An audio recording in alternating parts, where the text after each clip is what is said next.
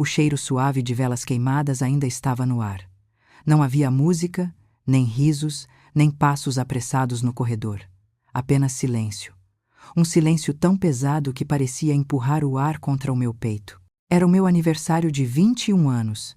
Levantei devagar, esperando encontrar a bandeira de feliz aniversário que eu mesma pendurei na noite anterior. Mas ela havia desaparecido. Os balões sumiram. O bolo que eu tinha feito metade baunilha, metade chocolate, como a minha mãe dizia ser menos infantil, também tinha desaparecido. No balcão restavam apenas algumas migalhas e uma faca. Foi quando senti algo quebrar dentro de mim. Como se alguém tivesse apagado a última vela antes que eu sequer pudesse fazer um pedido. Chamei. Mãe? Silêncio. Pai? Chloe? Nada. A garagem estava aberta. A casa vazia. O silêncio sufocante. No balcão, um papel impresso, um bilhete de embarque. Lisboa, 6 da manhã. Logo abaixo, em letra apressada e feminina. Não nos esperes, querida. Precisávamos de um descanso. Vais entender. Entender? Como é que alguém entende ser esquecida no dia do seu próprio aniversário?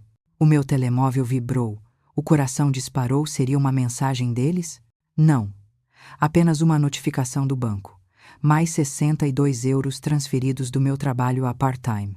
Olhei para aquele número e senti um vazio estranho. 62 euros. O valor exato da minha existência naquela manhã. Eu queria chorar, mas nada saía. Era como se até as lágrimas tivessem sido levadas no voo das 6 horas. Caminhei pela sala. Cada objeto ausente gritava: não eras importante o suficiente para ficarmos. E naquele momento, percebi algo que sempre esteve lá, mas que eu nunca quis encarar. Eles não tinham simplesmente esquecido o meu aniversário. Eles tinham deixado de me ver. Sentei-me no chão frio da sala. Senti a dor primeiro como rejeição, depois como raiva, mas logo percebi que a raiva também era um presente dado por quem nos importa. E eu já não queria que a dor tivesse o rosto deles. Fechei os olhos e pela primeira vez, em vez de desejar que alguém me notasse, eu desejei notar-me a mim mesma. Fui até ao espelho da casa de banho. Olhei para o meu reflexo, cabelos despenteados, olhos cansados, mas algo diferente havia ali. Como se no meio do caos, algo dentro de mim estivesse finalmente a acordar. Peguei no meu batom vermelho, aquele que eu raramente usava, e escrevi no espelho: não fique zangada. Ser estratégica. Porque chorar não os traria de volta. Implorar não mudaria nada. Mas reconstruir-me, isso sim, podia mudar tudo. Respirei fundo. E naquele instante, numa casa onde fui esquecida, eu fiz uma promessa silenciosa. 5 dias. Era tudo o que eu iria precisar. Naquele mesmo dia, às 12h37, criei algo que mudaria o rumo daquela história. E tudo começou com 4 horas, um computador velho e o desejo de nunca mais depender de quem me deixou para trás. Quando escrevi no espelho: não fique zangada, ser estratégica, algo acendeu dentro de mim. Não era força, ainda não. Era apenas um cansaço diferente. O tipo de cansaço que não nos faz deitar, faz-nos levantar. Voltei ao meu quarto. Tudo ainda estava como eu deixei na noite anterior. As luzes de fada, agora apagadas, pareciam zombar de mim. A caneca onde eu tinha escrito "Sonha em grande", que a Chloe dizia ser infantil, estava lá, vazia, mas pronta para ser enchida outra vez, tal como eu. Sentei-me em frente ao computador antigo, aquele que eu usava para criar designs enquanto ouvia os meus pais dizerem: isto não vai pagar contas, é apenas um passatempo. Naquele dia, esse passatempo tornou-se a minha única forma de dizer ao mundo e a mim mesma que eu existia. Comecei a construir uma loja online. Foram 4 horas sem piscar. Cada clique era uma forma de cura. Cada design carregado era uma resposta silenciosa ao bilhete de embarque que dizia: tu não eras prioridade. Quando o site ficou pronto, faltava escolher um nome. Olhei para o espelho outra vez, onde o batom ainda brilhava. Estratégica. Não vingativa, estratégica, escrevi. 5 dias. Porque era esse o prazo que eu tinha dado a mim mesma. 5 dias para deixar de ser a filha esquecida e começar a ser alguém com voz, mesmo que essa voz ainda tremesse. Cliquei em publicar. Ao 12h57, chegou a primeira notificação. Venda concluída. Um pôster, 7,50 €. O meu coração bateu tão forte que por um segundo achei que ia desmaiar. Não era sobre o dinheiro. Era sobre alguém, em algum lugar, ter visto algo criado por mim e ter decidido que valia a pena. Mas a vitória durou pouco. Às 14h10, recebi uma mensagem do cliente. A cor não corresponde ao esperado. Quero reembolso. Durante alguns minutos, voltei a ser aquela rapariga esquecida numa casa vazia. Quase fechei tudo. Mas então lembrei-me. Não fique zangada. Ser estratégica. Voltei a trabalhar. Ajustei o design. Mandei uma nova versão sem cobrar nada a mais. Às 15h32, o cliente respondeu apenas com uma palavra. Perfeito. E não. E foi aí que tomei a decisão que marcaria o início da minha reconstrução. Criei um plano de 5 dias. Dia Construer. Dia 2. Cortar o que me prendia. Dia 3. Crescer, mesmo com medo. Dia 4. Tornar-me visível. Dia 5. Enfrentar o passado sem tremor nas mãos. Respirei fundo. Pela primeira vez, senti que a minha dor afinal tinha um propósito. Peguei na agenda e escrevi. 5 dias para me tornar a pessoa que eles nunca acreditaram que eu podia ser. In this videos, I grade for use in videos and once in name in a videos. I grade for use in videos. Mas antes de construir o novo, eu tinha de destruir algo invisível. As correntes silenciosas que ainda me prendiam àquilo que eu já não queria ser. No segundo dia, acordei antes do alarme. Não porque estivesse descansada, mas porque algo dentro de mim já não me deixava dormir com o mesmo tipo de silêncio. Com a loja online a funcionar, faltava o passo mais difícil. Libertar-me daquilo que me prendia mesmo sem correntes visíveis. Foi quando abri o meu e-mail. E lá estavam. Faturas de cartões de crédito, todos em meu nome. Restaurantes caros, almoços de reuniões de negócios, compras de roupa em Lisboa. Tudo no meu número fiscal. Tudo pago com a minha identidade. Era como se, mesmo ausentes, os meus pais ainda tivessem uma mão na minha garganta. Por um instante pensei, talvez eles realmente precisassem, talvez fosse só temporário, como se eu ainda tivesse a obrigação de defender quem me abandonou no dia do meu aniversário. Mas depois lembrei-me. Se alguém te usa em silêncio, não é amor, é posse. Com as mãos a tremer, liguei para o banco. A voz da operadora soou calma demais, como se não tivesse noção de que eu estava prestes a cortar anos de submissão emocional. Em que posso ajudar? Engoli em seco. Quero cancelar todos os utilizadores autorizados na minha conta. Agora. Ela pediu para confirmar os nomes. Eu disse: pai, mãe, Chloe. Quando pronunciei os nomes, senti algo partir-se dentro de mim. Mas pela primeira vez, não tive medo do som dessa quebra. A operadora fez uma pausa e perguntou: tem a certeza absoluta?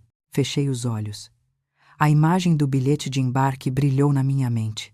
Lisboa, 6. Precisávamos de um descanso. Sim. Tenho a certeza. Quando a chamada terminou, eu estava a chorar. Mas não era dor. Não era vingança. Era libertação. Depois, liguei ao senhorio.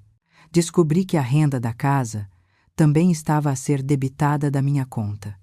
A mesma conta que eu usava para pagar livros da universidade e transportar o meu futuro às costas.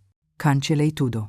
E nesse dia, aprendi que às vezes destruir é uma forma de começar de novo, mas havia um medo que eu ainda não queria admitir. Se eu cortasse todos os fios e eles realmente deixassem de precisar de mim, será que eu continuaria a existir para eles? Foi nesse conflito que percebi algo doloroso. Eu já não existia para eles. Eu é que ainda insistia em fingir que existia. Peguei de novo na minha agenda e escrevi com letras grandes: se quiserem voltar, vão ter de tocar a porta. E nesse momento, senti um fio invisível partir-se, não do meu pulso, mas da minha alma. Agora que eu tinha cortado os fios, era a hora de construir algo meu, pequeno, frágil, mas real. Depois de cortar os fios invisíveis que ainda me prendiam à vida que já não queria, uma nova pergunta surgiu assustadora, mas verdadeira. Agora que estou livre, o que faço com esta liberdade? O silêncio já não vinha de fora. Agora estava dentro de mim. Um silêncio diferente, não de abandono, mas de começo. Peguei no meu computador e voltei a trabalhar na loja. Desta vez, não para mostrar nada a ninguém, mas para provar a mim mesma que eu podia construir algo, mesmo que fosse pequeno, mesmo que tremesse. Fui até a um espaço de coworking local, um lugar cheio de gente que acreditava em ideias antes de acreditar em resultados. O meu escritório era apenas uma mesa perto da janela, com vista para a rua e para pessoas que seguiam as suas vidas como se nada tivesse acontecido. Mas para mim, tudo estava a começar ali. No primeiro dia, fiz 3 vendas. No segundo, 6. Cada notificação no telemóvel era um lembrete silencioso. Alguém escolheu aquilo que eu criei. Comecei a criar cartazes com frases que eu precisava ouvir. Não persiga as pessoas. Constrói o teu caminho. O silêncio também pode ser força. Ser esquecida doeu, mas esquecer-me de mim mesma seria pior. Enquanto imprimia e embalava cada pedido, senti algo novo. Eu estava a transformar dor em arte, medo em movimento, silêncio em voz. Mas nem tudo foi fácil. Uma noite, às 2 da manhã, a impressora encravou. Senti o pânico crescer. O medo sussurrou. Talvez eles sempre tiveram razão. Talvez isto não pague contas. Talvez tu não sejas suficiente. Sentei-me, fechei os olhos e respirei. Depois levantei-me, abri a impressora, limpei o rolo e continuei. Porque eu já sabia como era desistir. Agora, queria descobrir como era insistir. No final do terceiro dia, um e-mail diferente chegou. Uma boutique local queria ver os meus trabalhos. Repeti a mensagem em voz baixa, como se tivesse medo de que desaparecesse. Gostei da força nas tuas frases. Traz 10 cópias emolduradas. Vamos experimentar durante uma semana. As mãos tremeram. O coração disparou. Mas pela primeira vez, não de medo, de esperança. Naquele momento percebi. Eu não estava apenas a reconstruir a minha vida. Estava a reconstruir-me. Mas toda reconstrução enfrenta um teste. E o meu teste chegou no dia em que eles voltaram e descobriram que já não estavam a entrar na mesma casa, nem perante a mesma pessoa. 5 dias se passaram. A loja estava viva.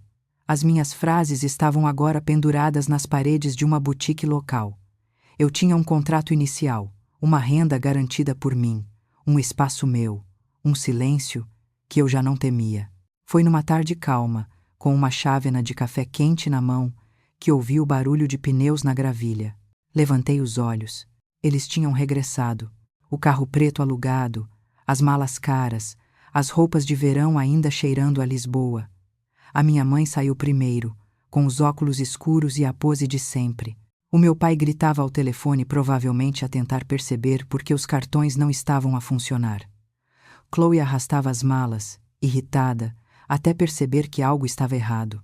O portão da casa estava aberto, mas por dentro estava vazia, sem sofá, sem mesa, sem televisão, sem quadros, sem vida. Apenas um papel colado à parede branca. Bem-vindos de volta. Espero que Lisboa tenha valido a pena.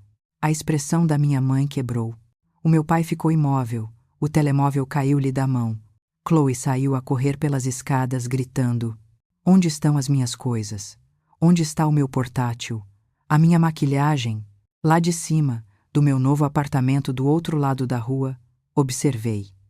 Não com ódio, nem com prazer cruel, mas com a serenidade de quem finalmente entendeu. Eles só sentem a ausência quando perdem aquilo que acreditavam controlar. Pouco depois, a campainha do meu prédio tocou repetidamente. Eu já estava à espera. Quando a porta do elevador abriu, a minha mãe entrou como uma tempestade. O que fizeste, Laia? Isto é loucura. Eu não recuei. Olhei-a nos olhos. Recuperei aquilo que estava no meu nome. Os móveis, pagos com o meu crédito. A conta da casa, debitada do meu cartão. A empresa do pai, aberta com o meu número fiscal. Só levei o que era legalmente meu. Ela paralisou. Procurou palavras. Não encontrou. O meu pai chegou logo depois, furioso. Vais destruir a nossa família por orgulho? Eu respirei fundo e respondi com calma. Não destruí nada. Apenas mostrei o que já estava quebrado. Chloe apareceu atrás deles, mas desta vez não falou. Apenas olhou para mim não com raiva, mas com medo de perceber que eu já não era o refúgio manso de sempre. Silêncio. Desta vez, era o meu. A minha mãe soltou num fio de voz. Foste cruel. Balancei a cabeça devagar. Não. Eu fui clara. Vocês foram embora sem dizer adeus. Agora estão de volta, e finalmente têm de bater à porta. E naquele momento, percebi que aquela não era a vingança que eu tinha imaginado um dia fazer. Era apenas a verdade devolvida. Eles saíram, não aos gritos, mas em silêncio. A tempestade não explodiu para fora, arrebentou por dentro, e eu não tremi. No dia seguinte, o silêncio continuava, mas já não era um silêncio de abandono, era um silêncio de consequência.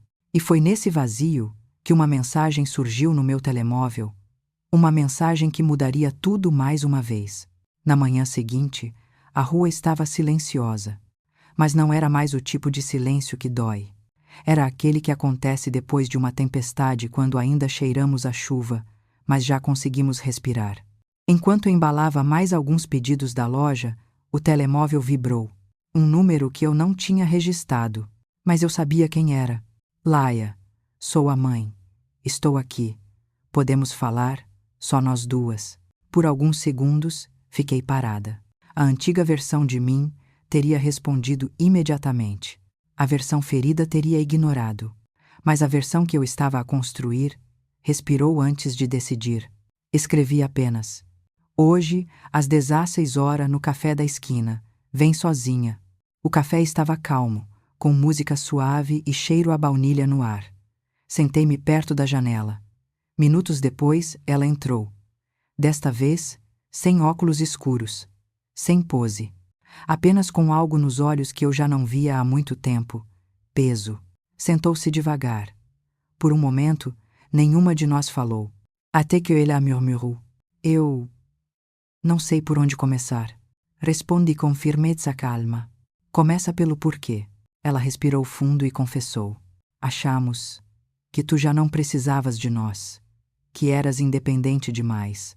Talvez pensamos que partir significava que também te estavas a habituar a viver sem nós. Olhei para ela por alguns segundos e disse: eu nunca quis viver sem família. Só aprendi a viver quando percebi que não podia contar com ela. Ela chorou em silêncio, mas pela primeira vez não tentei consolar. Apenas deixei que a verdade respirasse entre nós. O que fizemos foi errado, disse ela. Dói saber que te magoamos assim. Mas podemos tentar reconstruir? Eu olhei para a minha chávena de café, ainda quente, e respondi: reconstruir não é voltar a ser como antes. É criar algo novo, com regras novas. Ela atinou lentamente. Foi então que eu coloquei 3 condições sobre a mesa. Respeito pelos meus limites. Nada mais em meu nome sem o meu consentimento. Se quiserem entrar na minha vida, têm de bater à porta. Ela enxugou os olhos e disse: aceito. E obrigada por não nos teres destruído quando pudeste. Eu sorri levemente. A verdadeira força não está em destruir, mas em saber que se podia destruir e escolher construir. Saí do café ao pôr do sol. O céu tinha uma cor suave de laranja e dourado, e pela primeira vez não senti raiva ao caminhar pela rua da casa antiga. Apenas paz. Na varanda do meu apartamento, com uma chávena de café na mão, observei a luz acender-se novamente na casa em frente. Não porque eu voltei a pagar, mas porque eu lhes disse como podiam recomeçar. O silêncio voltou. Mas desta vez, era meu, e era leve. Sorry. Porque deixei de ser a filha esquecida e tornei-me a mulher que aprendeu a existir por si. A vida não mudou quando eles partiram. Mudou quando eu deixei de viver à espera que voltassem. It's also a way I will send those. E se fosses tu, quais seriam as tuas 3 regras para recomeçar? Conta-me nos comentários. Talvez a tua história esteja prestes a começar também.